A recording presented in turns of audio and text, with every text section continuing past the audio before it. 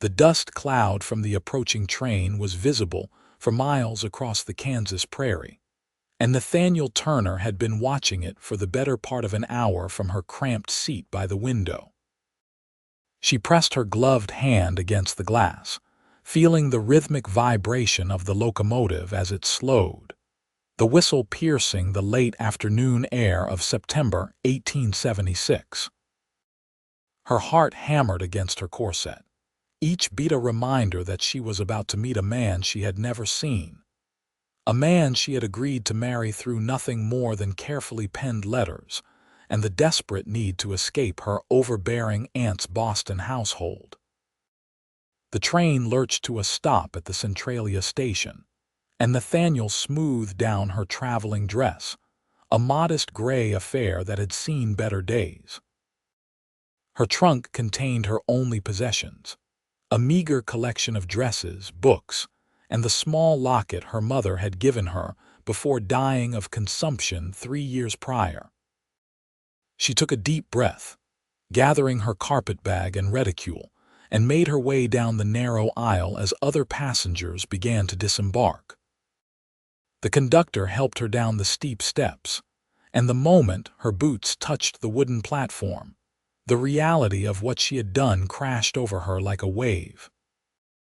She was in Kansas, hundreds of miles from everything she had ever known, about to marry Frank Sullivan, a rancher who had promised her a comfortable life and companionship. His letters had been polite, if somewhat formal, describing his spread outside of town and his need for a wife to help run the household. Nathaniel scanned the small crowd gathered at the station, looking for a man matching Frank's description, tall with dark hair and a mustache, wearing a brown suit. The platform was chaos, people rushing to greet arriving passengers, porters hauling luggage, and the general commotion of a frontier town going about its business. She stepped forward, distracted by a woman waving frantically at someone behind her, and collided hard with a solid wall of muscle. Strong hands caught her arms, steadying her before she could tumble backward. She looked up, way up, into the most striking pair of hazel eyes she had ever seen. The man was tall, easily over 6 feet, with sun-streaked brown hair that curled slightly at his collar beneath a well-worn Stetson. His face was tanned and angular, with a strong jaw covered in a day's worth of stubble. He wore typical cowboy attire, a faded blue shirt, leather vest, worn denims, and dusty boots with spurs that jingled softly. "Whoa there, madam," he said, his voice a deep rumble that seemed to resonate in her chest. "You all right?" "I'm terribly sorry," Nathaniel stammered, acutely aware that his hands were still on her arms, warm even through the fabric of her sleeves. "I wasn't watching where I was going."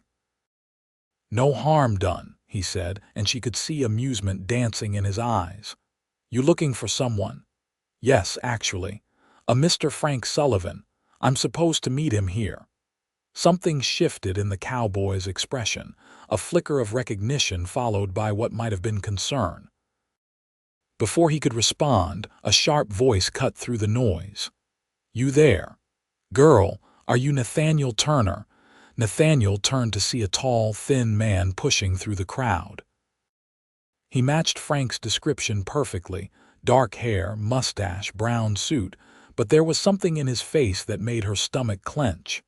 His eyes were cold, assessing her like she was livestock at auction.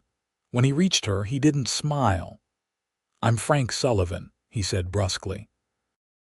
"You're late. The train was supposed to arrive at 3 o'clock.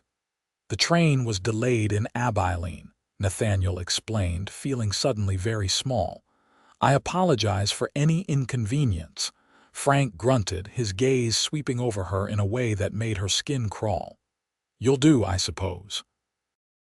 "Get your trunk. My wagon's over yonder." The cowboy who had caught her still stood nearby, and Nathaniel noticed his jaw had tightened. Frank seemed to notice him for the first time. "Something you want, Harding?" Frank's tone was dismissive, almost contemptuous. "Just making sure the lady's all right," the cowboy Harding replied evenly. "She took quite a stumble. She's fine. And she's my concern now, not yours." Frank grabbed Nathaniel's elbow, his grip just a shade too tight. "Come along." Nathaniel glanced back at Harding as Frank steered her toward the baggage claim. The cowboy was watching them with an expression she couldn't quite read, his hands resting on his belt, every line of his body suggesting restrained tension. As they waited for her trunk to be unloaded, Frank continued his inspection. "You're younger than I expected. How old are you?" 22, Nathaniel answered. "I stated as much in my letters." "Good, you're healthy. No consumption or other ailments."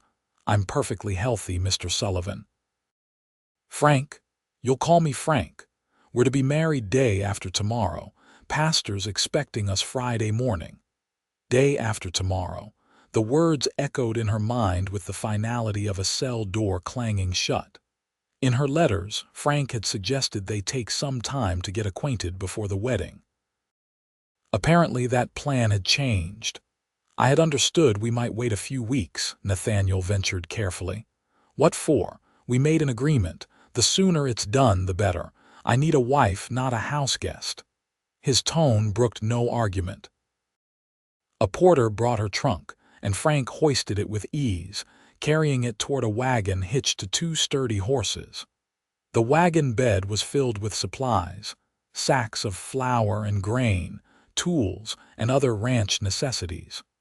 Frank dumped her trunk among them with little ceremony. He helped her up onto the hard bench seat, his hands impersonal, and climbed up beside her. As he took up the reins, Nathaniel caught sight of Harding again. He was leaning against a post near the station, watching them. Their eyes met for a brief moment, and something passed between them, a connection she couldn't name but felt deep in her bones. Then Frank snapped the reins, and the wagon lurched forward, carrying her away from the station and toward a future that suddenly seemed much less certain than it had that morning. The ride to Frank's ranch took nearly an hour, and he spent most of it in silence, offering only curt responses to Nathaniel's attempts at conversation. The ranch, when they finally reached it, was sprawling but run down. The main house was a simple wooden structure with peeling paint and a sagging porch. Several outbuildings dotted the property, all showing signs of neglect.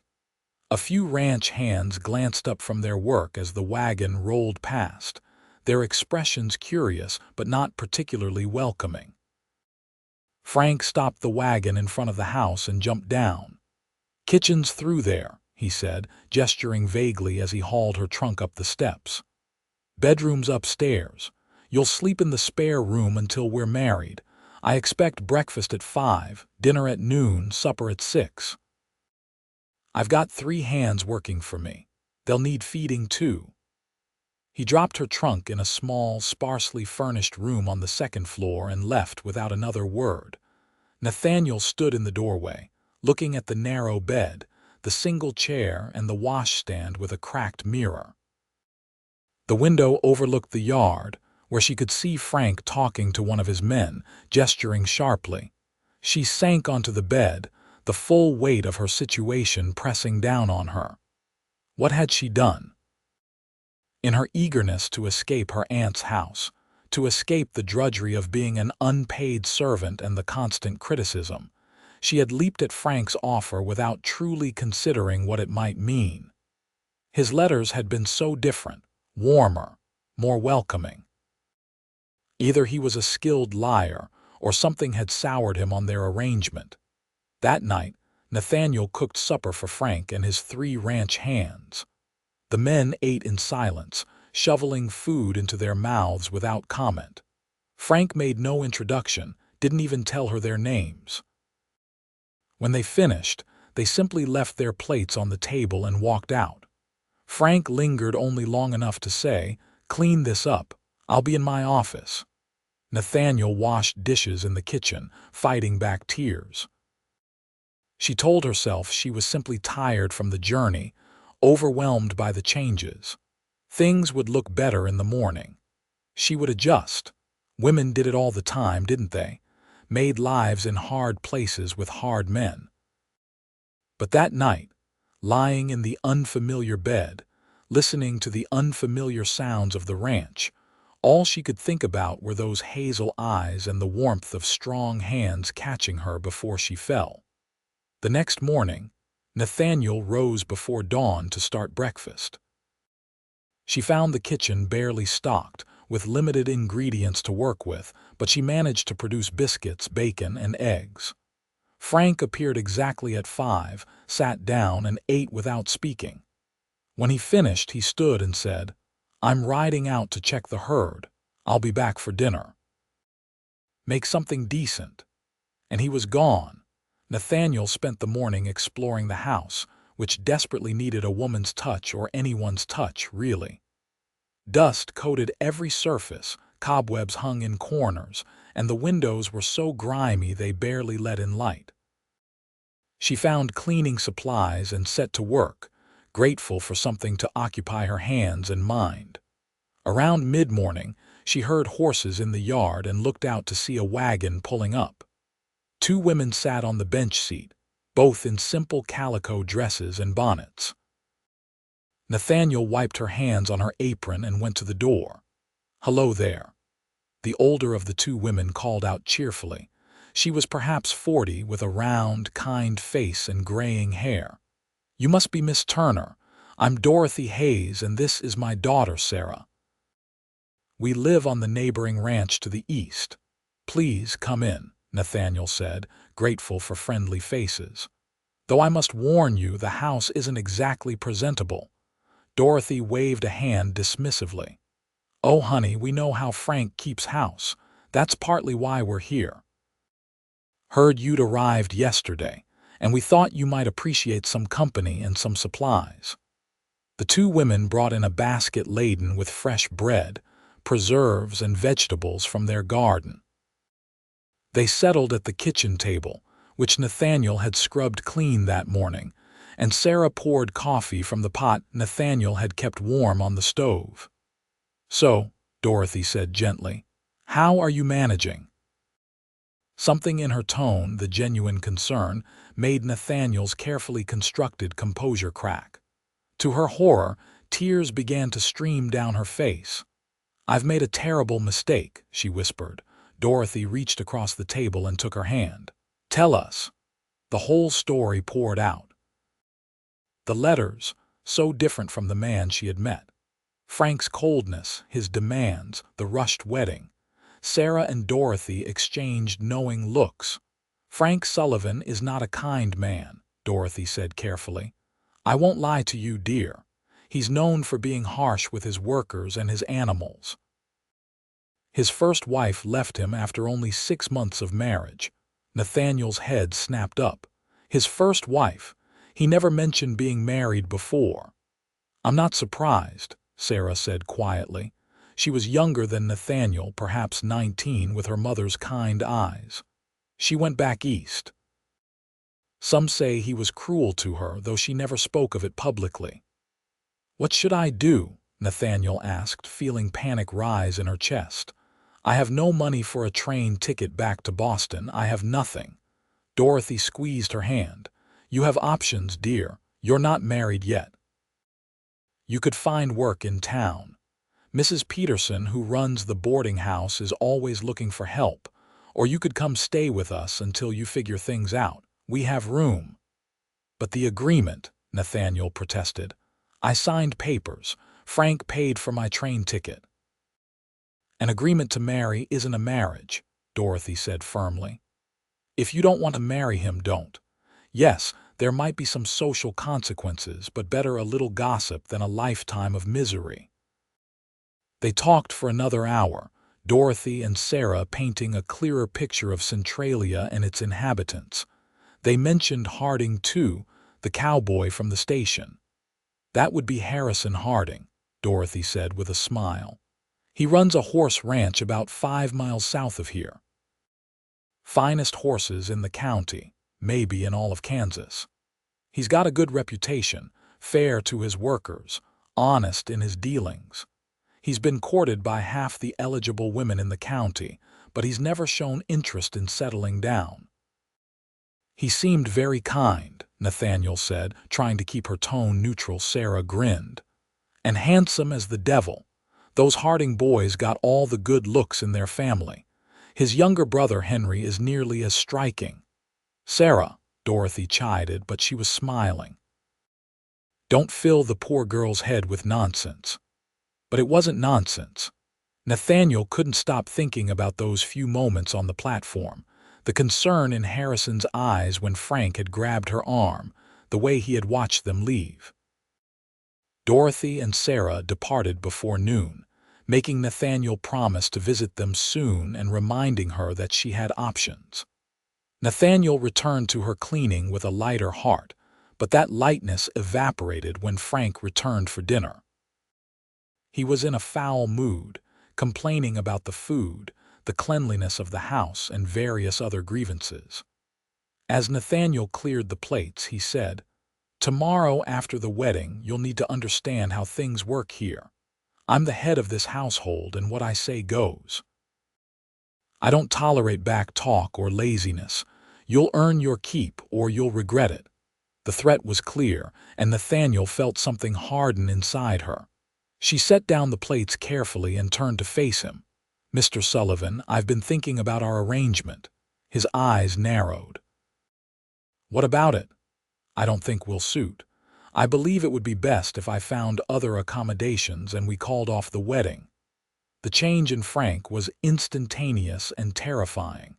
He stood so quickly his chair toppled backward, and he crossed the distance between them in 2 strides. His hand shot out and grabbed her wrist, squeezing hard enough to make her gasp. "You think you can just change your mind?" he snarled, his face inches from hers. "I paid good money for your train ticket. I made arrangements.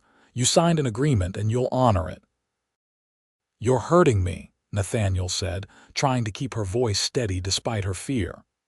"You don't know what hurt is," Frank said, his grip tightening. "But you'll learn if you ever speak such foolishness again. You're marrying me tomorrow, and that's final." He released her with a shove that sent her stumbling against the counter. Then he stormed out, slamming the door behind him so hard the windows rattled. Nathaniel stood shaking, cradling her bruised wrist. She had to get away. Tomorrow, somehow, she would not marry Frank Sullivan. That night she barely slept, jumping at every sound, terrified Frank would come to her room. But he didn't, and when dawn broke, she rose and dressed in her best dress, a dark blue silk that had been her mother's. If this was to be her wedding day, she would at least look presentable. Frank was already downstairs when she came to the kitchen. He looked her over and nodded curtly. "The wagon's ready. We leave in 10 minutes. The ride to town was silent and tense. Frank drove with the same aggressive style he seemed to apply to everything, snapping the reins harder than necessary, jerking the horses' mouths. Nathaniel noticed everything with heightened clarity: the beautiful morning, the golden light across the prairie, the town coming into view. It all felt surreal, like she was watching herself from a great distance. Frank stopped the wagon in front of a small white church. The pastor, a thin elderly man with kind eyes, stood on the steps waiting. He smiled when he saw them, but the smile faltered when he got a closer look at Nathaniel's face. "Good morning, Mr. Sullivan, Miss Turner," he said. "Lovely day for a wedding." "Let's get this done, Pastor," Frank said, climbing down from the wagon. "I've got work to do." The pastor's eyes flicked to Nathaniel, and she saw the question there. She opened her mouth, not sure what she was going to say, when the sound of hoofbeats made them all turn. Harrison Harding rode up on a magnificent bay stallion, dust rising from the horse's hooves. He dismounted in one fluid motion and strode toward them, his face set in determined lines. "Frank," he said, his voice level but hard, "I need to speak with you." "I'm busy, Harding. Come by the ranch later." "No, it needs to be now." Harrison's gaze shifted to Nathaniel, and something in his expression made her heart race. "It's about Miss Turner." Frank's face darkened. "What about her?" "I'm calling you out for breach of contract," Harrison said, and Nathaniel noticed he was holding some papers in his hand. "You owe me $500 for the horses I delivered to you last month. I've been patient, but I heard you're getting married today, and I figure you're about to have additional expenses. I want my money now, before you make any other commitments." Frank's face went purple with rage. "I told you I'd pay at the end of the month, and I'm telling you I want it now. That was the original agreement, payment on delivery. I gave you extra time as a courtesy, but my patience is exhausted." Harrison's tone was implacable.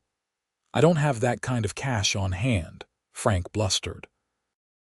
"Then I guess you have a problem," Harrison said. "Because if you don't pay me today, I'm filing a claim with the territorial court, and they can seize your property to satisfy the debt, including any property you might acquire today." His eyes flicked meaningfully to Nathaniel. Nathaniel suddenly understood what Harrison was doing. Under the law, once she married Frank, she would become his property in a legal sense. Her person and any assets she had would be considered his.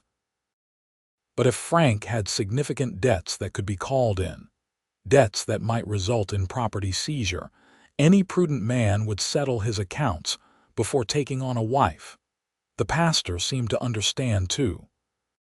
"Perhaps, Mr. Sullivan, it would be wise to postpone the ceremony until your business affairs are in order. I wouldn't want Miss Turner to inadvertently become entangled in legal troubles." Frank looked between Harrison and the pastor, his fists clenching and unclenching. "This is ridiculous." "Harding, you'll get your money at the end of the month as agreed." "Show me the agreement," Harrison said calmly. "Show me where it says payment at the end of the month." Frank couldn't because, as became clear in the next few minutes of heated argument, there was no such provision. He had simply assumed Harrison would give him extra time, and Harrison had been too polite to push the issue until now. Finally, Frank threw up his hands. "Fine, fine. I'll get you your damn money, but it'll take me a few days to get to the bank in Salina." "That's acceptable," Harrison said. "Shall we say 3 days? And in the meantime, I'm sure Pastor Williams would agree it's best to delay the wedding." "Absolutely," the pastor said quickly. "Miss Turner, perhaps you would like to stay at the boarding house in town while Mr. Sullivan attends to his business." "She'll stay at my ranch," Frank snapped. "Actually," Nathaniel said, surprised by the strength in her own voice, "I think the boarding house would be more appropriate. Mrs. Hayes mentioned that Mrs. Peterson has rooms available." Frank opened his mouth to argue, but Harrison cut him off. "I think that's a fine idea. In fact, I'm heading into town now. I'd be happy to escort Miss Turner and help her get settled." The look Frank gave Harrison could have curdled milk, but there was nothing he could do. He was trapped by propriety and Harrison's strategic maneuvering. With barely controlled fury, he climbed back onto his wagon. 3 days, Harding. Then I want you and your interference out of my business." He turned to Nathaniel. 3 days and we'll have this wedding. Don't think you're getting out of our agreement." He snapped the reins and drove off, leaving Nathaniel standing with Harrison and the pastor. Pastor Williams smiled gently at Nathaniel. "My dear, I've known Frank Sullivan for 5 years, and I've never seen a woman look so terrified on what should be her wedding day. Whatever your story is, you're welcome in my church and my home if you need sanctuary." "Thank you, Pastor," Nathaniel said, her voice trembling now that the immediate crisis had passed. "That's very kind. I'll leave you two to sort things out," the pastor said tactfully. "Miss Turner, please don't hesitate to call on me or my wife if you need anything at all." When he had gone back into the church, Harrison turned to Nathaniel. Up close in the morning light, he was even more striking than she remembered. but it was the compassion in his eyes that undid her. "Thank you," she whispered. "You didn't have to do that." "Yes, I did," Harrison said simply. "I saw the way he treated you at the station. I saw the fear in your eyes just now. And I know Frank Sullivan's reputation. No woman deserves to be trapped in a marriage with a man like that." "But you do have an agreement with him, don't you? For the horses." Harrison's mouth quirked in a half-smile. "Oh, I have an agreement, and he does owe me money, but I was prepared to wait until month's end like I said I would. I just decided this morning that I'd rather have the satisfaction of interrupting his wedding than the convenience of his timeline." Despite everything, Nathaniel found herself smiling. That was quite a risk. "Not really. Frank's a bully, but he's not stupid. He knows he owes me, and he knows I have the legal right to collect." Harrison paused, then said carefully, "But the real question is, what do you want to do now? You don't have to marry him. Despite what he says, you have choices."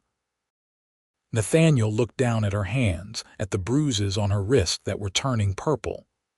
"I don't have much in the way of resources. I used what little money I had to buy passage west.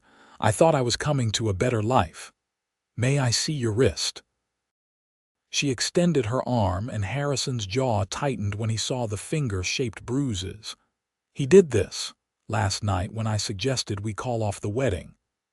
"That settles it," Harrison said, his voice hard. "You're not going back there. I meant what I said about escorting you to the boarding house, and I'll cover your expenses there until you figure out what you want to do next." "I can't accept charity," Nathaniel protested. "It's not charity. Consider it a loan if you must, or payment for services if you'd prefer." "Actually," Harrison said, warming to an idea, "I have a proposition for you. A legitimate one," he added quickly, seeing her expression. "I need someone to help with my household. My cook quit last month to get married, and I've been making do with my own terrible cooking and the equally terrible cooking of my ranch hands. If you're willing to work as my housekeeper and cook, I'll provide room, board, and a fair wage. That will give you time to decide what you want to do, whether you want to stay in Centralia or earn enough for passage back east or anything else." It was a lifeline, and they both knew it, but Nathaniel hesitated. "What will people say? An unmarried woman living on your ranch." "You'll have your own quarters in the main house, completely separate from mine. And my younger brother Henry lives there too, so there will be another person in the house for propriety's sake. As for what people say," Harrison shrugged, "people will talk regardless. But Dorothy Hayes and her family are well respected, and if she vouches for the arrangement being proper, most folks will accept it. You seem to have thought this through very carefully." Harrison had the grace to look slightly embarrassed. "I've been thinking about very little else since I saw you on that platform yesterday. I know that sounds strange. We've barely spoken, but I couldn't stop thinking about you in that house with Frank Sullivan. I couldn't stop worrying." Something warm unfurled in Nathaniel's chest. "That doesn't sound strange at all. I've been thinking about you too, about your kindness, about the way you tried to help even when Frank dismissed you." Their eyes met and held, and the air between them seemed to shimmer with possibility. "So," Harrison said softly, "will you accept my offer? Will you come work for me?" Nathaniel thought about her options. She could go to the boarding house, find work in town, and try to build a life among strangers. She could swallow her pride and write to her aunt, begging for money to return to Boston and a life of servitude. Or she could take a chance on this man with kind eyes who had ridden to her rescue like something out of a dime novel. "Yes," she said, "I'll accept your offer." Harrison's smile was like the sun coming out. "Good. Let's get your trunk from Frank's place and I'll take you home." The word home resonated in Nathaniel's heart in a way that surprised her. She had been searching for home for so long, ever since her mother died. Maybe, just maybe, she had finally found it. They rode to Frank's ranch in Harrison's wagon, which he had apparently left in town and retrieved while making his plans. The ranch was deserted when they arrived, Frank likely off somewhere nursing his wounded pride. Nathaniel quickly gathered her belongings from the sparse room, grateful to leave no trace of herself behind. As Harrison loaded her trunk into the wagon, one of Frank's ranch hands approached. He was a young man, not much older than Nathaniel, with a serious face. "Miss," he said quietly, "I'm glad you're leaving. Mr. Sullivan, he's got a mean temper. It wouldn't have been a good life for you here." "Thank you," Nathaniel said, touched by his concern.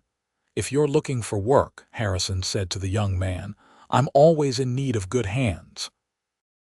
Pays fair, and I don't take my moods out on my workers." The young man's eyes lit up. "I might take you up on that, Mr. Harding. I've been thinking of moving on anyway." They left Frank's ranch behind, and Nathaniel felt as if a weight had been lifted from her shoulders. The ride to Harrison's property took about 30 minutes, and with each mile, Nathaniel felt herself relaxing. Harrison pointed out landmarks, telling her about the area, his voice easy and warm. "I came out here about 6 years ago," he explained. "I was 20 years old and had a head full of dreams about making my fortune in cattle. But I found I had more of a knack for horses. Started with just a few mares and a good stallion and built from there. Now I've got about 200 head of horses, some of the finest stock in Kansas." "That's quite an accomplishment," Nathaniel said. "You should be proud." "I am," Harrison said simply. "It's hard work, but it's honest work, and I love it. Every morning I wake up and I'm grateful to be doing what I do." There was no boastfulness in his words, just simple satisfaction, and Nathaniel found it incredibly appealing. Frank had talked about his ranch like it was a burden, something that required constant complaint and criticism. Harrison spoke of his work with genuine joy. When they crested a small rise, Harrison pointed ahead.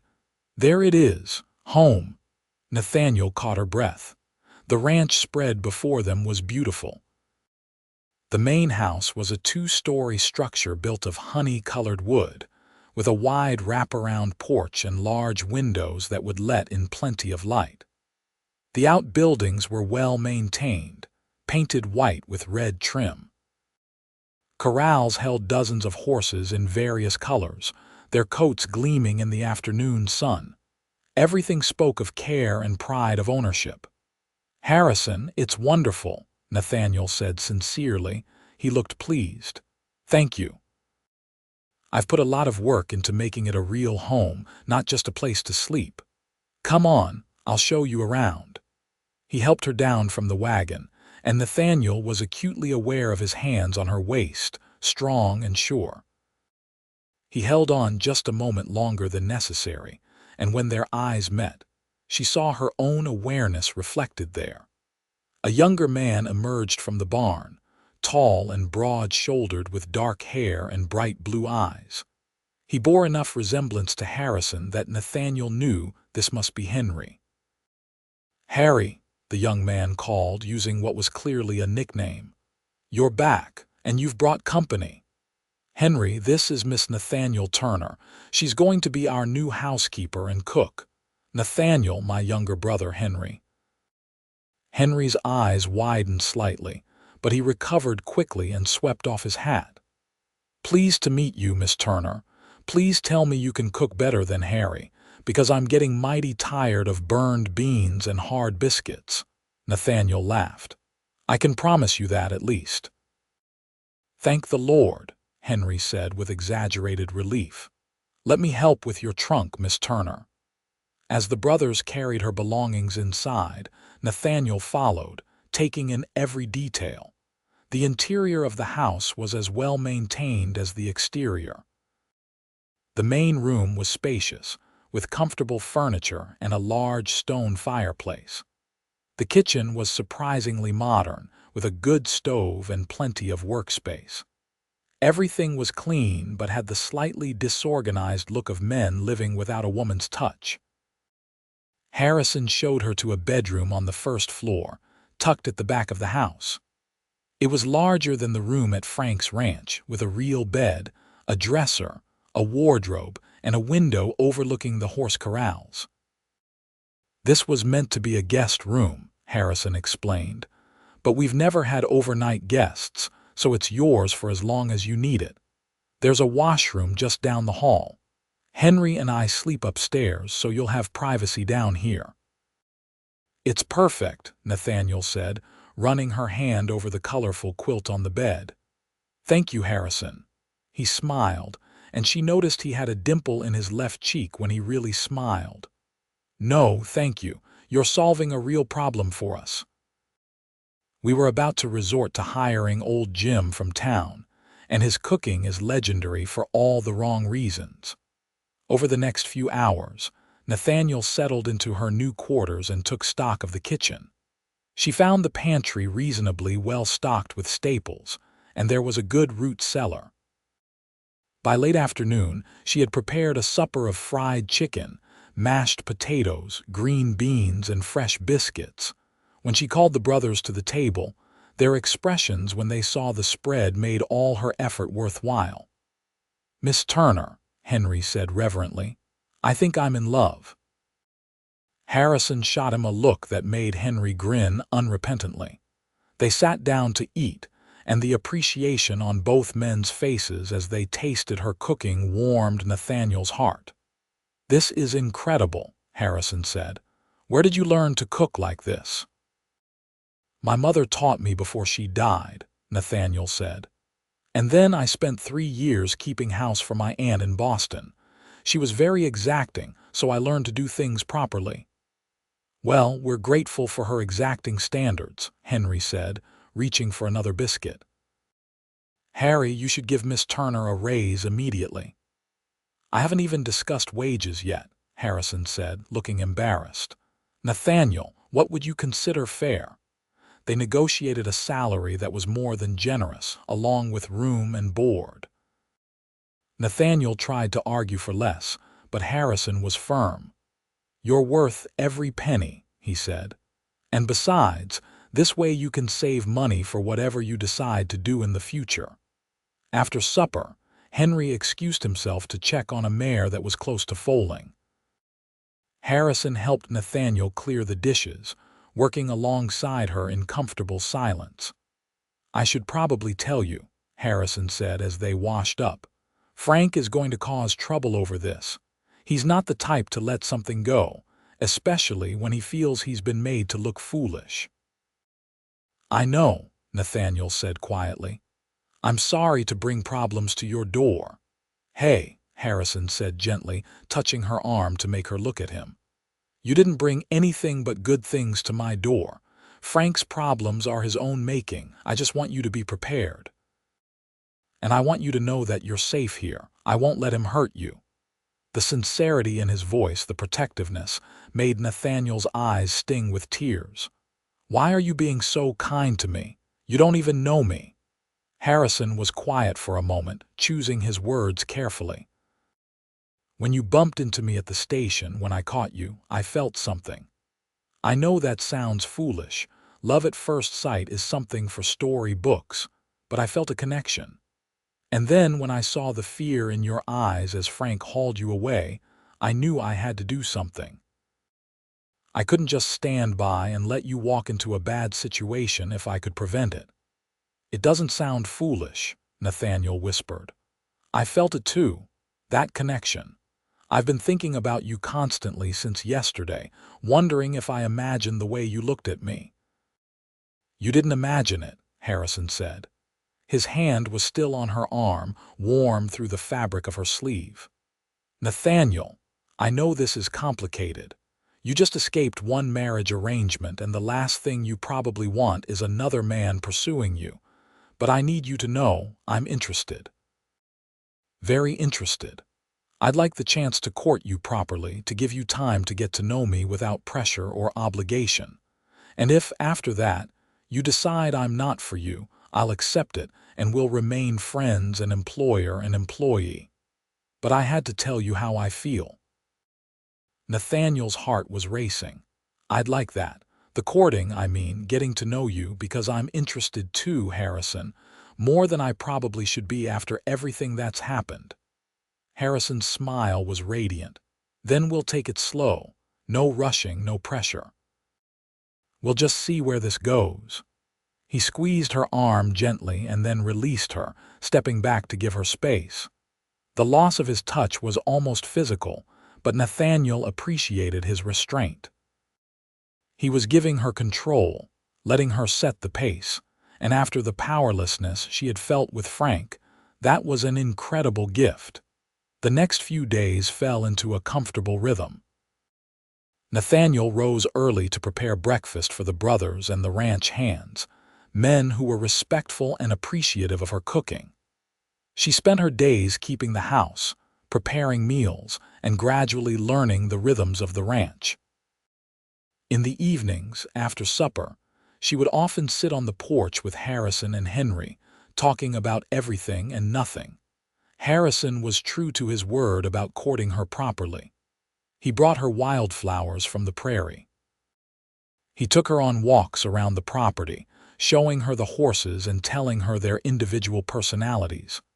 He asked about her life, her dreams, her thoughts on everything from politics to poetry. And he listened, really listened, in a way that made her feel valued and seen. Nathaniel learned that Harrison was 26, 4 years older than her. He had grown up on a farm in Missouri, the oldest of 5 children. He had come west to make his own way, to build something that was entirely his. Henry, at 21, had followed him 2 years ago, and the brothers were clearly close, with an easy affection and camaraderie that Nathaniel envied, having grown up an only child. On the 3rd day after her arrival, Frank Sullivan came to call. Nathaniel was in the kitchen preparing dinner when she heard the commotion outside. She looked out the window to see Frank riding up, his face thunderous. Harrison was in one of the corrals working with a young horse, and he stopped when he saw Frank approaching. Henry appeared in the kitchen doorway. "Miss Turner, you should stay inside. Frank's here and he looks ready for a fight." Nathaniel nodded, but she moved to the window where she could see and hear what was happening. Frank dismounted and strode toward Harrison. "Where is she?" "If you're referring to Miss Turner, she's in the house," Harrison said calmly, not moving from his position. "And she's staying there. The hell she is. She's my intended and she's coming back with me. We have a wedding scheduled." "You had a wedding scheduled, past tense. And Nathaniel has made it clear she doesn't wish to marry you." "I don't give a damn what she wishes. We had an agreement." "An agreement she's choosing not to honor. You can't force someone to marry you, Frank. We're not living in the Middle Ages." Frank's face was purple with rage. "You did this. You stole her from me." "I didn't steal anyone. I offered her an alternative to a marriage she didn't want. If you had treated her with even a modicum of respect, if you had been the man your letters claimed you were, maybe things would have turned out differently. But you showed your true colors, and she made her choice. I'll sue you for alienation of affection. Go ahead. Try it. But you might want to consider how that will look, you admitting in open court that the woman would rather work as a housekeeper than marry you. I'm not sure that's the reputation you want." Frank lunged at Harrison, but Harrison was ready. He sidestepped easily and Frank stumbled off balance. Harrison didn't counterattack, just maintained his defensive stance. "Don't do this, Frank," Harrison said quietly. "Just go home. Find someone else. There are plenty of women who might suit you better." "I don't want anyone else. I want her, and I want you to pay for interfering in my business." Frank pulled a pistol from his belt. Everything seemed to happen in slow motion. Nathaniel screamed. Henry, who had moved outside, dove toward Frank. But it was Harrison who moved fastest, grabbing Frank's wrist and twisting hard. The pistol discharged, the bullet going wild into the dirt, and then Harrison had Frank on the ground, the gun flying from his grip. Several ranch hands came running, drawn by the shot and the commotion. Harrison hauled Frank to his feet, his face hard. "You just pulled a gun on me on my own property in front of multiple witnesses. That's assault with a deadly weapon, Frank. I could have you arrested and jailed. Do it then." Frank spat. "See if I care. I don't want you in jail. I just want you gone. Away from here, away from Nathaniel, away from my life. So here's what's going to happen. You're going to get on your horse, ride back to your ranch, and you're going to stay away from us. All of us. If you come near Nathaniel, if you threaten me or my family or my workers, I will press charges. And I think you know I have the influence and the money to make sure those charges stick." Frank wrenched free from Harrison's grip, breathing hard. He looked around at the assembled men, all of whom were clearly on Harrison's side, and seemed to realize he was beaten. "This isn't over," he said, his voice low and venomous. "Yes, it is," Harrison said firmly. "It's over, Frank. Accept it and move on." Frank retrieved his horse, mounted up, and rode off at a gallop, leaving a cloud of dust in his wake. Nathaniel rushed outside, her heart still pounding. "Harrison, are you all right?" He turned to her, and the hardness in his face melted into concern. "I'm fine. Are you okay?" "I'm sorry you had to see that." "I was terrified he was going to shoot you," Nathaniel said, and then she was in his arms, not quite sure how she got there. Harrison held her close, one hand stroking her hair, murmuring soothing words. "It's all right. He's gone. You're safe. I've got you." Nathaniel realized she was shaking, the fear and adrenaline catching up with her. Harrison just held her, solid and warm and safe, until the shaking subsided, when she finally pulled back. She saw the ranch hands discreetly returning to their work and Henry standing a respectful distance away. "I'm sorry," she said, embarrassed by her display of emotion. "Don't be," Harrison said gently. "You've been through a lot. It's okay to be scared, but I meant what I said. You're safe here, and I'll make sure Frank stays away." Over the following weeks, Frank made no further appearances. Nathaniel heard through Dorothy Hayes, who visited regularly, that Frank had started courting a widow from a neighboring town. Apparently, his interest in Nathaniel had been more about pride and convenience than any genuine affection. Knowing that made it easier for Nathaniel to let go of any lingering guilt about breaking their agreement. As autumn deepened, and the Kansas prairie turned gold and amber, Nathaniel's life settled into something she had never experienced before: contentment. She loved her work, taking pride in keeping the house beautiful and preparing meals that brought such obvious pleasure to the men who ate them. She loved the landscape, so different from Boston, vast and open and full of possibility. But most of all, she loved Harrison. It was a gradual realization, a slow warming that turned into burning certainty. She loved the way he treated his horses with patience and kindness. She loved the way he respected his workers, paying them fairly and listening to their concerns. She loved his laugh, deep and genuine. She loved his hands, strong and capable but gentle when he touched her. She loved the way he looked at her like she was the most fascinating person in the world. Harrison was equally smitten, though he maintained his promise to court her properly. He took her into town for church socials and dances. He bought her small gifts, a book of poems, a pretty handkerchief, a pair of riding gloves. He held her hand during wagon rides and stole kisses on the porch in the twilight. It was during one of those twilight moments, about 2 months after her arrival, that Harrison proposed. They were sitting on the porch swing, watching the sun set in a blaze of orange and pink. Harrison had been quiet, and Nathaniel could sense he had something on his mind. "Nathaniel," he said finally, "I know we haven't been courting for very long, but I'm certain of my feelings. I love you. I think I've loved you since the moment I caught you on that train platform. You've brought so much joy and light into my life, into this house. I can't imagine my days without you." Nathaniel's heart was racing. "Harrison, let me finish," he said gently, taking her hands in his. "I know you came out here planning to marry someone else, and that turned out badly. I know you might have reservations about diving into another engagement so quickly, but I'm not Frank Sullivan. I promise you, I will spend every day for the rest of my life trying to make you happy, trying to be worthy of you. So I'm asking, Nathaniel Turner, will you marry me?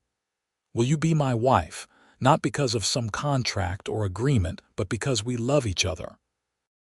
Tears streamed down Nathaniel's face, but they were happy tears. "Yes," she whispered. "Yes, Harrison, I'll marry you. I love you too, so much it sometimes scares me." Harrison whooped with joy, swept her into his arms, and spun her around. When he set her down, he kissed her, a deep, passionate kiss that made Nathaniel's toes curl and her heart soar. Henry burst out of the house, grinning. "I take it she said yes, because if not, that's a very inappropriate kiss, brother." "She said yes," Harrison announced, not taking his eyes off Nathaniel. "Thank God," Henry said. "Now maybe you'll stop moping around like a lovesick calf. Congratulations, you two. I'm gaining a sister, and more importantly, the house is gaining a permanent cook." They were married 3 weeks later in the same small church where Nathaniel had almost married Frank. But this wedding was completely different. The church was filled with friends, Dorothy and Sarah Hayes in the front row, Henry standing as Harrison's best man, and Nathaniel wearing a beautiful white dress that Dorothy had helped her sew. Pastor Williams beamed as he conducted the ceremony. When he pronounced them husband and wife, Harrison kissed Nathaniel with such tenderness and love that there wasn't a dry eye in the church. The reception was held at the ranch, with tables laden with food and the whole community turning out to celebrate. Even the young ranch hand from Frank's place was there, having taken Harrison up on his job offer and proven to be an excellent worker. As Nathaniel danced with her new husband under the stars, she marveled at how much her life had changed in just a few short months. She had stepped off that train expecting one future and had stumbled into another, better one. "What are you thinking?" Harrison asked, holding her close as they swayed to the music. "I'm thinking about fate," Nathaniel said. "About how I bumped into you on that platform, about how you caught me." Harrison smiled. "Best accident of my life, though I prefer to think of it as destiny. You were meant to be in my arms, Nathaniel Harding. Maybe not that exact moment, but eventually." "Those are the right arms," Nathaniel said, echoing something Harrison had said to her weeks ago during one of their conversations. He had told her that when he caught her, he had thought, these are the right arms for her to be in. She had laughed at his romanticism, but secretly she had agreed. "Always," Harrison promised. "You'll always be safe in my arms. You'll always be loved. That's my vow to you." They kissed as the stars wheeled overhead and the prairie wind whispered through the grass, carrying the sound of music and laughter across the land. The first year of their marriage was blissful. Nathaniel continued to manage the household, but now she did so as mistress of the house, not merely as hired help. She and Harrison worked together to make improvements to the ranch, adding a garden that Nathaniel tended lovingly, expanding the house with a proper dining room for entertaining. Harrison taught her to ride, and she discovered a love of horses that matched his own. Together they would ride out across the prairie, sometimes for hours, talking or simply enjoying each other's company in comfortable silence. Henry remained with them, though he began courting Sarah Hayes seriously. The two couples often spent time together, and Nathaniel was grateful to have such good friends nearby. In the spring of 1877, Nathaniel realized she was pregnant. Harrison's joy knew no bounds. He became comically protective, trying to prevent her from doing any heavy work, insisting she rest constantly. Nathaniel bore his fussing with amused patience, knowing it came from love. Dorothy Hayes became an invaluable source of advice and support during Nathaniel's pregnancy. She had raised 4 children of her own and knew all the tricks for managing morning sickness, aching backs, and the general discomforts of carrying a child. In November of that year, Nathaniel gave birth to a healthy baby boy. They named him James Harrison Harding, and he had his father's hazel eyes and his mother's dark hair. Harrison cried when he held his son for the first time, great tears of joy that he didn't bother to hide. "Thank you," he whispered to Nathaniel as she lay exhausted but happy in their bed. "Thank you for this incredible gift. Thank you for being my wife. Thank you for choosing me." "Thank you for catching me," Nathaniel replied softly, "on that platform and every day since." James was a happy, healthy baby who brought immense joy to the household. Henry doted on his nephew, and the ranch hands competed for who could make the baby smile. Harrison was a devoted father, walking the floor with James when he was fussy, changing nappies without complaint, singing lullabies in his rumbling baritone. Life settled into a new rhythm, punctuated by the milestones of James's development: his first smile, his first tooth, his first steps. The horse ranch continued to prosper, and Harrison's reputation for quality stock spread throughout Kansas and beyond. In the summer of 1879, Henry married Sarah Hayes in a beautiful ceremony. They built a small house on the western edge of the Harding property, close enough to help with the ranch but far enough for privacy. The following year, they welcomed their own child, a daughter they named Emma. Nathaniel gave birth to a second child in 1880, a daughter they named Clara after Nathaniel's mother. Clara had Harrison's dimple and Nathaniel's green eyes, and she was a bright, curious child from the start. Through it all, Nathaniel and Harrison's love deepened and grew. They had their disagreements, of course. No marriage was perfect. But they had built their relationship on a foundation of mutual respect, genuine affection, and shared values. They talked through their problems, compromised when needed, and always chose each other. One evening in the fall of 1881, 5 years after that fateful day at the train station, Nathaniel and Harrison sat on their porch watching the sunset. James, now nearly 4, was playing in the yard with his wooden horses. Clara, just over a year old, was asleep in Nathaniel's arms. "Do you ever think about that day?" Harrison asked. "The day we met." "All the time," Nathaniel admitted. "I think about how frightened I was, how uncertain. I think about how close I came to marrying Frank Sullivan and what my life would have been." "I heard he moved to Colorado," Harrison said. "Took his 4th wife with him." "4th?" Nathaniel's eyebrows rose. "What happened to the 2nd and 3rd? Second one left him after a year. 3rd one died in childbirth, poor woman. This 4th one is apparently as mean as he is, so maybe they'll suit each other." Nathaniel shuddered. "I dodged a bullet there. Or rather, you helped me dodge it." "We helped each other," Harrison said, reaching over to take her hand. "You saved me just as much as I saved you. I was lonely before you came, I just didn't realize it. I had work and Henry and the ranch, but I didn't have love. I didn't have a real home. You gave me that." "You gave me everything," Nathaniel said, her voice thick with emotion. "Safety, love, family, purpose. You gave me a life I never dreamed was possible." They sat in comfortable silence as the sun dipped below the horizon, painting the sky in shades of purple and gold. James ran up to the porch, breathless and excited. "Papa, Mama, look! I taught Thunder to jump." He held up his favorite toy horse, a carved wooden figure Harrison had made for him. "That's wonderful, son," Harrison said, ruffling his hair. "You're going to be quite the horseman." "Like you, Papa." "Better than me," Harrison said with a smile. You'll be better than all of us." As James ran back to his play, Harrison turned to Nathaniel. "Can you believe we created that? That perfect little boy and this perfect little girl," Nathaniel said, looking down at Clara's peaceful, sleeping face.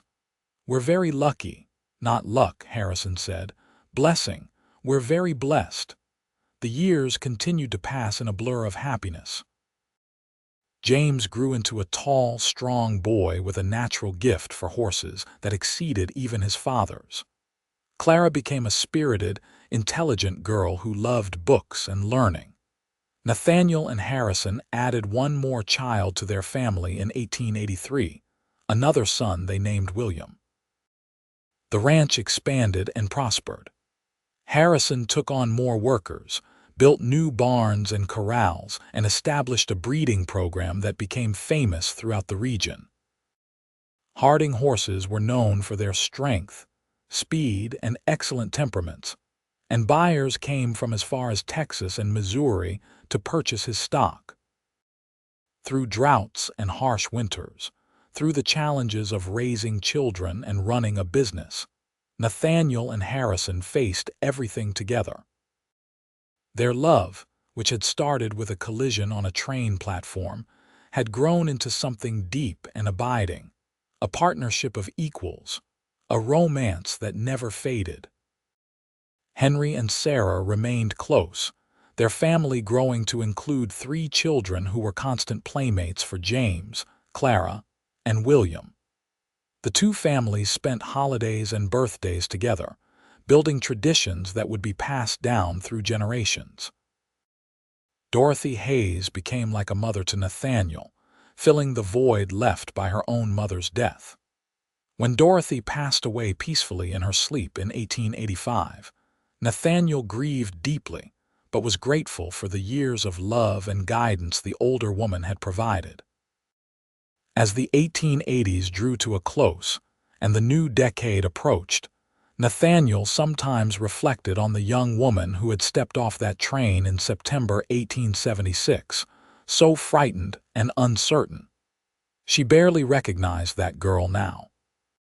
She had grown into a confident woman, secure in her love and her place in the world.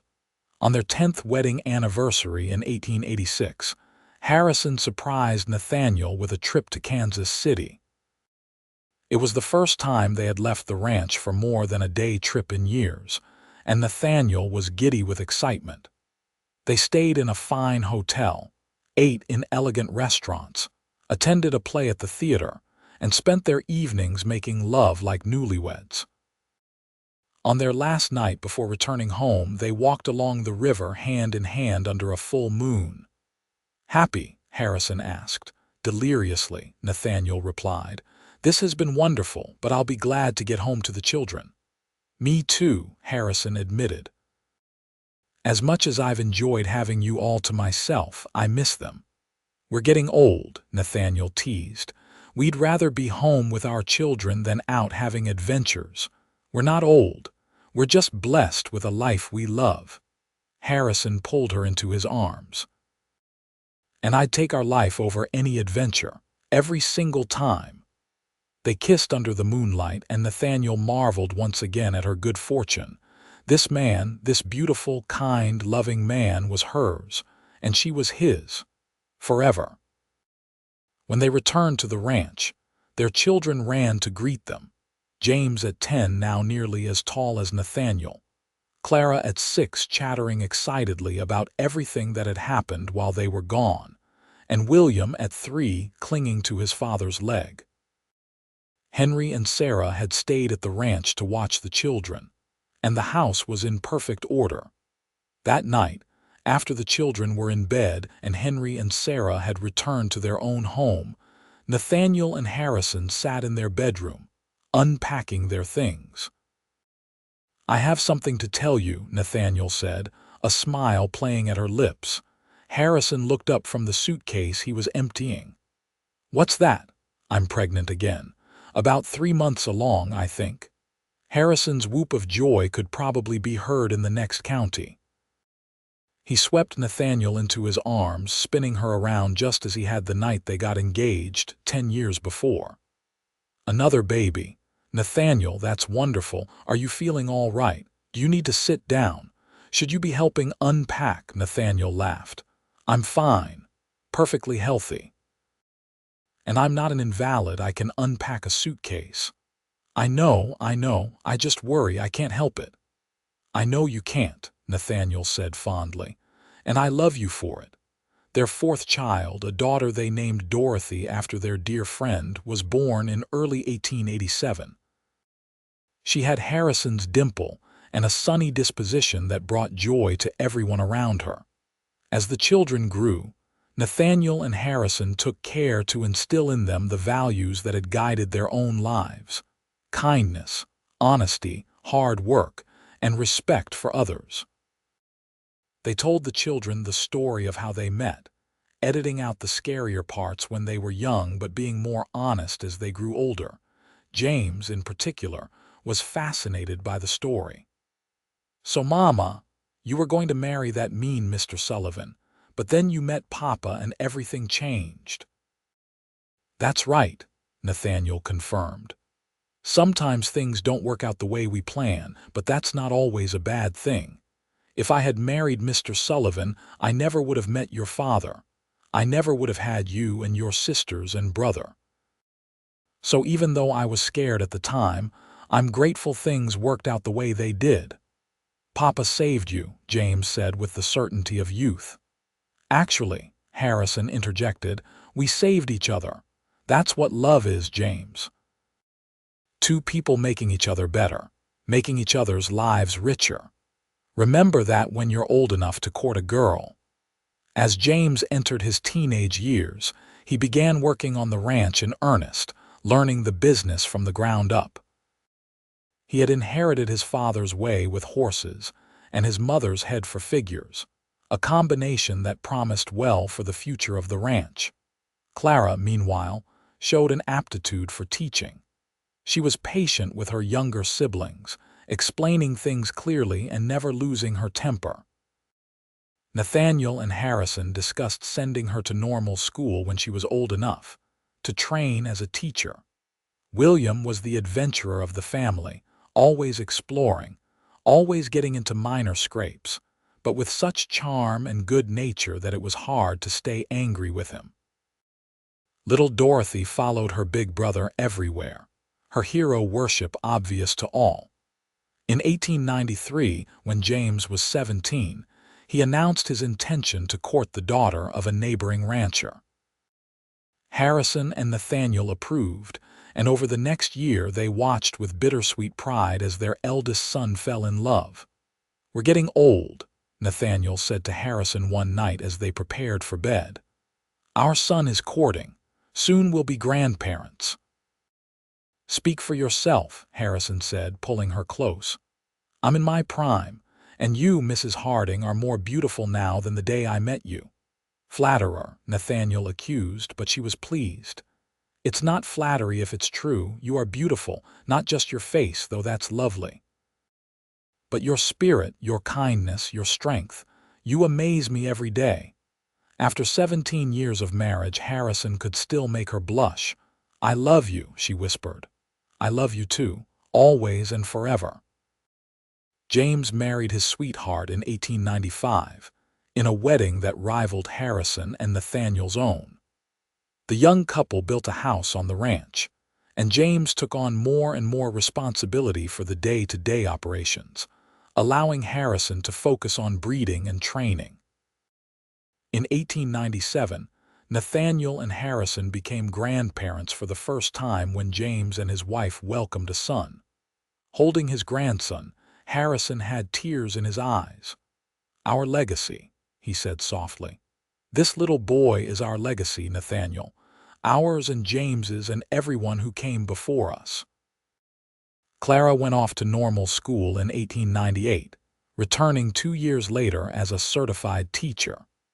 She took a position at the Centralia schoolhouse, where she taught for several years before marrying a banker from town.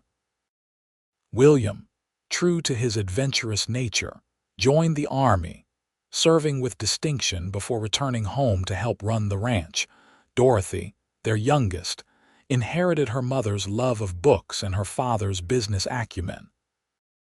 She helped Nathaniel manage the household accounts and eventually took over much of the administrative work of the ranch. As the new century dawned in 1900, Nathaniel and Harrison found themselves in their 40s, surrounded by children and grandchildren, looking back on nearly a quarter century of marriage with satisfaction and forward to the future with hope. They still sat on their porch most evenings, watching the sunset, holding hands like young lovers.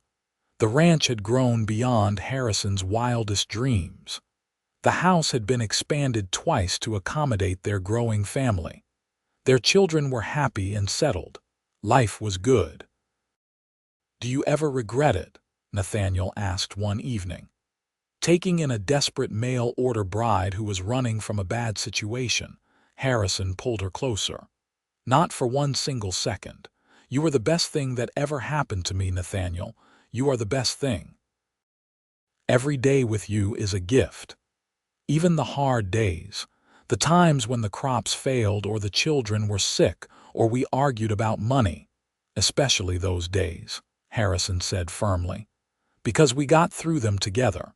We faced every challenge as partners and we came out stronger. That's what marriage is supposed to be."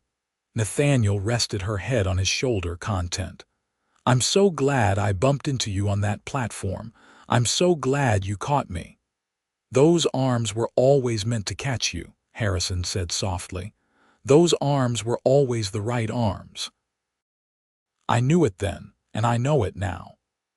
They sat in comfortable silence as the sun set over the Kansas prairie, the land they both loved, the land where they had built their life together. In the distance, they could hear their grandchildren playing, their laughter carrying on the evening breeze. Nathaniel thought about the frightened young woman she had been, stepping off that train into an uncertain future. She thought about the kind cowboy who had caught her when she stumbled, who had seen her fear and acted to protect her, who had offered her not just safety but love. She thought about the years they had shared, the joys and sorrows, the triumphs and challenges. She thought about the family they had created, the legacy they would leave behind. And she thought about how a single moment, a collision on a train platform, could change everything. How the wrong arms could lead you to the right ones. How love could bloom in the most unexpected places. "Thank you," she whispered to Harrison. "For what? For everything. For being you, for loving me, for giving me this beautiful life." Harrison kissed her forehead. "The pleasure has been all mine, Mrs. Harding. All mine." As the stars began to appear in the darkening sky, Nathaniel reflected on the journey that had brought them here. From that September day in 1876, when she had stepped off the train into the wrong arms, only to discover moments later that she had found the right ones, to this perfect evening in 1900, surrounded by the evidence of their love. She had come west looking for security and ended up finding so much more. She had found love, true and deep and lasting. She had found family, not just the children she had borne, but the extended family of friends and community they had built. She had found purpose and joy and contentment. And it had all started with a stumble on a train platform and a cowboy who had caught her and said those arms were better. He had been right. Those arms had been perfect. They had held her through laughter and tears, through childbirth and illness, through prosperity and hardship. They had been her shelter and her strength. In the years that followed, Nathaniel and Harrison continued to live their lives with grace and gratitude. They watched their grandchildren grow, welcomed more grandbabies into the world, and eventually even great-grandchildren. The ranch continued to thrive under James's management, with William as his partner. Clara's children often visited, bringing the energy and chaos of youth to the increasingly quiet main house. Dorothy remained unmarried, devoting herself to the ranch and to caring for her aging parents. As Harrison and Nathaniel grew older, their love, if possible, deepened even further. They had weathered every storm together, and the bond between them was unbreakable. They still held hands. They still stole kisses in the kitchen. They still said, "I love you," every single day. On their 50th wedding anniversary in 1926, their children and grandchildren threw them a celebration that drew people from all over Kansas. The party was held at the ranch, with long tables groaning under the weight of food, music, and dancing, and speeches that brought tears and laughter in equal measure. Harrison, now 76 but still straight-backed and strong, stood before the assembled crowd with Nathaniel, 72 and still beautiful, beside him. 50 years ago, Harrison began, his voice still strong, I caught a young woman who had stumbled on a train platform. I had no idea that catching her would be the luckiest moment of my life. I had no idea that the frightened girl in the gray traveling dress would become my wife, the mother of my children, the love of my life, and my best friend. He turned to Nathaniel, taking both her hands in his. You have given me everything, Nathaniel. You have made my life richer and fuller than I ever dreamed possible. You have been my partner in all things, my comfort in hard times, my companion in good times. I love you more today than I did 50 years ago, and I didn't think that was possible because I loved you so much then. Nathaniel was crying, happy tears that streamed down her face unchecked. And you, Harrison Harding, took a chance on a desperate woman with nowhere else to turn. You offered me kindness when I expected nothing, love when I had given up hope of finding it. You have been my protector, my partner, my greatest blessing. I thank God every day for that moment on the train platform when I bumped into you, when you caught me and set me on the path to this wonderful life. They kissed as their family and friends applauded, and it was just as sweet as that first kiss on their wedding day 50 years before. The party lasted late into the night, but eventually everyone went home or to bed, and Nathaniel and Harrison found themselves alone on their porch in their favorite spot, watching the stars. 50 years, Nathaniel mused. It's gone so fast. And yet it feels like I've known you forever, Harrison said. Like you've always been part of me. Do you think we'll have 50 more? Nathaniel asked, only half joking. Harrison laughed. I don't think the good Lord gives anyone 100 years of marriage, my love. But however much time we have left, I plan to spend every second of it loving you. That's all I could ever ask for, Nathaniel said, snuggling into his side. They sat in peaceful silence, two people who had found each other against all odds and built a life of love and meaning. The ranch spread out before them in the darkness, the land they had worked and loved, the home they had made. Harrison passed away peacefully in his sleep in 1928, at the age of 78. Nathaniel held his hand as he took his last breath, whispering words of love and gratitude for the 52 beautiful years they had shared. She missed him terribly, felt his absence like a physical ache, but she was comforted by their children and grandchildren, by the memories of their wonderful life together, and by the knowledge that she had been truly, deeply loved. Nathaniel lived for another 8 years, dying in 1936 at the age of 82. Her last words were of Harrison, saying she could see him waiting for her, his arms open to catch her one more time. She was buried beside him on a hill overlooking the ranch, their headstones side by side, united in death as they had been in life. The inscription on Nathaniel's stone read, "Beloved wife, mother, grandmother, and great-grandmother." She found love when she least expected it and built a legacy that will endure. Harrison's stone read, "Beloved husband, father, grandfather, and great-grandfather, He caught her when she stumbled and never let her fall. The ranch continued for generations, passed down through their children and their children's children, a testament to the love and partnership that had founded it. The story of how Harrison and Nathaniel met became a family legend, told and retold, a reminder that sometimes the wrong path leads you to exactly where you need to be. And so their love story, which began with a collision on a train platform in September 1876, lived on, not just in the memories of those who knew them, but in the very land they had loved, the home they had built, and the family they had created. It was a love story for the ages, a tale of how the right arms can catch you when you fall and hold you forever after.